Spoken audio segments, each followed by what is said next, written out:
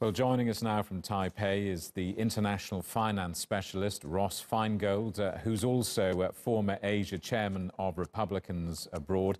Welcome to TRT World. Thank you very much indeed for your time.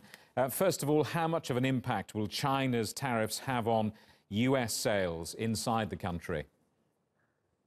Well, as a percentage of the total exports from the United States, we're still talking relatively small dollar amounts. Obviously, the exporters will be hurt, but in the context of the overall relationship, these are still very minor actions by China.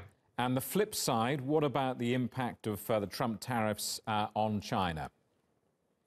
Well, that does cover a larger number of Chinese goods, so the exporters in China will feel some more pain from those tariffs. However, in the context of the overall Chinese economy, those exports to the United States are also relatively small. Ross, financial geniuses like you get excited about stories like this. For ordinary punters like me, the ordinary consumer, what does this really mean?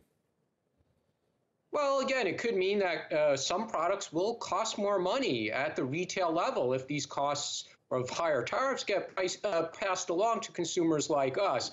And there will be companies who may feel the pain if they have more challenges accessing the foreign markets.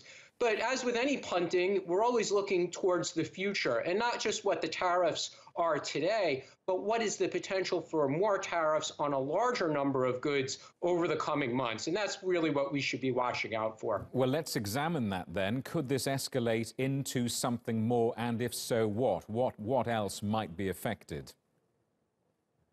It's probably not the goal of the Trump administration or the Chinese government to let this broaden to a larger number of goods or higher dollar amounts. Part of this is for political consumption, both domestically in the United States, and the Chinese government needs to be seen as responding. But the Chinese government still wants U.S. companies to invest in China.